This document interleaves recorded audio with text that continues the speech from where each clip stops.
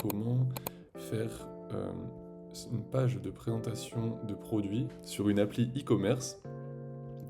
Donc juste ici, comme vous pouvez le voir, il me semble que j'avais eu un commentaire qui me demandait comment faire ça. Donc dans cette vidéo, je vais vous montrer comment le faire. Donc vous voyez que c'est dans le cadre d'une application e-commerce que j'avais refaite, qui est l'application Nike, pour ceux qui connaissent, enfin, c'est très connu. Que j'avais refait un petit peu à ma sauce, dans le sens où j'avais pas fait exactement les mêmes pages. J'avais fait une page de filtre ici aussi, où j'avais fait une vidéo pour vous montrer comment faire ce genre de filtre. Bon, ici j'ai pas beaucoup de produits, j'en ai que 4, mais bon voilà, c'est pour la démonstration. Alors on va directement commencer. Ici on peut voir que j'ai pas mal de pages. On va créer une nouvelle page. On va partir d'une page blanche. Produit, présentation. Voilà, donc on va supprimer la barre, on va garder uniquement une colonne. Et donc le widget en question qu'on va utiliser, ça va être le widget qui s'appelle Page View. Je joue juste ici, qui permet de faire défiler plusieurs images. Alors donc pour arriver au résultat qu'on a juste ici, la première chose qu'on va faire, c'est simplement de ne pas étendre le widget pour pouvoir justement modifier sa taille. Ensuite, la deuxième partie importante, c'est au niveau en bas des dots, puisque tout d'abord, on va plus aplatir nos dots, on va les mettre à 2. En spacing, l'espace entre les dots, on va mettre à 0. On peut voir qu'ils sont relativement collés, même s'il y a un tout petit espace. Expansion facteur, on va la mettre 1. Dot width, on va partir sur du... On voit qu'ils sont un peu petits, donc on va agrandir, on va mettre 30. Et surtout, nous, on veut qu'ils soient au milieu. Donc, on enlève ici, on va le mettre au milieu, voilà. On enlève le padding à gauche. Les couleurs aussi ne sont pas bonnes. L'active color, c'est noir. Et l'inactive color, c'est à peu près bon, il me semble, ouais, c'est bon. Voilà, donc maintenant qu'on a configuré notre widget, donc le page view, on va pouvoir aller créer le backend avec les données qu'on va utiliser pour justement montrer nos articles. Donc on va dans le backend. Moi ici, donc j'avais déjà plusieurs collections. Je vais en faire une nouvelle qui va s'appeler produits, par exemple. On va commencer de 0. Start from scratch. Les produits auront tous un nom qu'on va mettre en string. Et surtout, ils auront des images. Images qui va être en image pass. Et ce sera une liste d'images. Puisque pour chaque article, on n'aura pas une seule image, mais bien plusieurs. Donc on coche le isList. Voilà.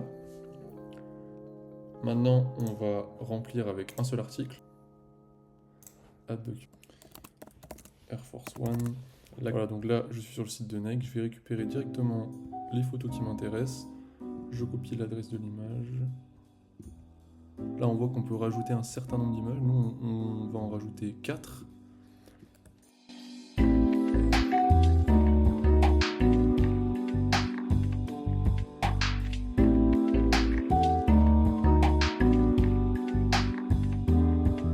Voilà, donc là j'ai mis le lien de mes 4 images, donc je vais tout simplement après cliquer sur Add Document.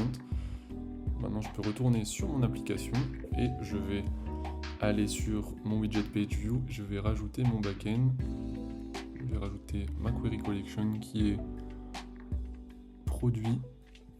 Ce sera un seul, on fait référence qu'à un seul document, une seule ligne. On a besoin d'appliquer de filtre puisqu'il n'y en a qu'une dans notre collection. Et là maintenant, on va attribuer chaque image celle qu'on veut.